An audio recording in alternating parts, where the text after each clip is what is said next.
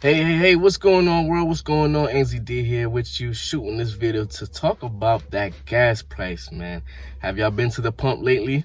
I know through the end of the summer, beginning of September, things was looking real good at these gas pumpers because the gas prices were going down. And that's because we were able to get some extra barrels and things like that. And how it was doing that was the U.S. government was going into the reserve. But at the same time they was going into the reserve, they were actually selling some of the oil to other countries out of reserve. In addition to that, the country had to start buying back oil from other countries. So right now that's kind of putting us in a damper because we was producing and releasing more oils from the reserve.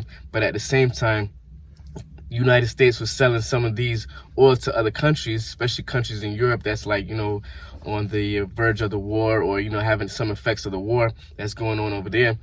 In return from releasing some from the reservoir, we had to end up buying more barrels from other countries.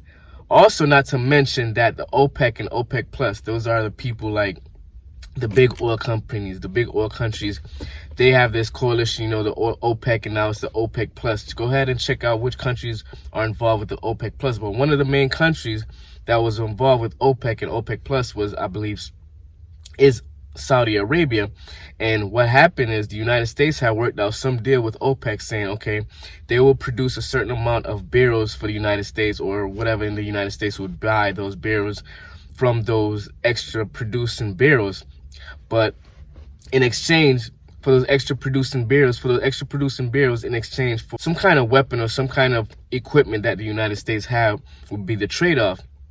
But after everything, all the deals went through, and I think about it was like a week or two went by, all of a sudden the OPEC Plus had to, basically they back out of the deal. So they saying that they couldn't produce that much barrels and they had to reduce on the barrels. So right now, with them reducing on how many barrels they can produce, that's going to start affecting the United States. Also, we got to think about the hurricane season, which we just had a major hurricane, like a category 4/category 5, which would definitely affect the oil production, especially in the Gulf of Mexico and that area down there by Florida.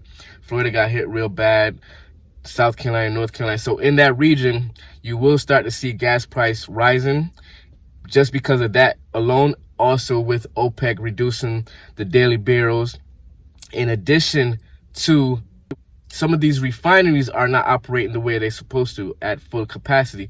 So for example, some of the refineries in the Midwest and the West Coast, they didn't have the amount of people to help out with, operating the business when the pandemic when the pandemic eased up some, when people was able to go outside and people were taking more trips and going on vacations and more airplanes were flying and more cruise ships were sailing.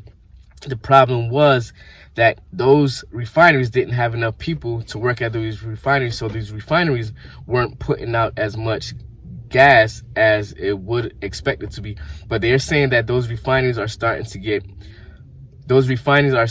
equipped with the right amount of people, the right amount of workforce, and those refineries will help to reduce the gas price for those who are living in like the West Coast or the Midwest, and I think around the Rocky Mountains or something like that. They were saying they won't get as affected right away because of the refinery, and them stepping up the production with the refinery should reduce the gas price. But majority as a whole will get affected, and the reason why is because one again is the United States have to reduce the amount of barrels that they're getting from OPEC because OPEC is reducing the amount of barrels that they're producing. It's kind of politics because the OPEC and OPEC Plus, if you check out who's involved with the OPEC Plus, we kind of have some kind of not a really good terms with them right now. But check out the OPEC Plus. Also check out the BRICS nation, because that's also is going to have some kind of effect on the gas prices. The BRICS nation is like OPEC, but it's a different variety of countries. Just check them out. I think you got Brazil, Russia, I think Iran, or just go ahead and Iran, China, and I forgot the other one. But go ahead and check out the BRICS nation and see what's going. South Africa is one of them, and I can't remember. But go ahead and do some research and find out what the BRICS nation and the OPEC Plus is doing in regards to oil production, in regards to the gas price. And we also will be getting affected because it's going into the winter season. So we're going into winter season. Fall, there's a lot of things going on. There's a lot of activities, a lot of events. We have a lot of sporting events going on. So people will be traveling, college sports, high school sports. You got college football, basketball. You got high school football, soccer. So all these sports and things, and people will be commuting and traveling to these events. So that will also put up the demand for gas, which will also increase the demand of the prices.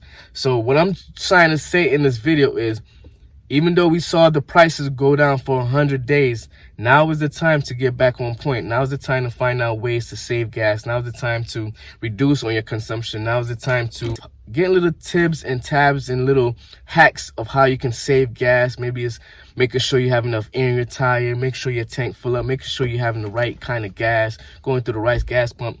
And I'm going to be doing some more videos about this on how we can save on gas, because I came across some app like GasBuddy will help you find the cheapest gas in the area, or it'll also give you some kind of money back if you purchase gas from a certain place. So I'm going to be getting into those kind of hacks. I'm going to be also trying to find out different ways that we can increase our fuel efficiency by these different opportunities that's out there. So once again, ladies and gentlemen, it's going to be a cold winter. We got people who have to heat their homes with oil. We have people who have to travel with gas. You have the bus companies have to use gas. You have the big tractor trailers, the big rigs have to use diesel, which is also part of the oil production and things like that. So once again, make sure you're tuned in, keep it locked, subscribe to the channel, leave a message or leave a comment if you have some ideas of how you can save on gas, or if you just have an opinion on the gas price going up and what you think about it. Once again, this is Ainsley D. Hope you got some value out of this, and I'll talk to you later. Peace.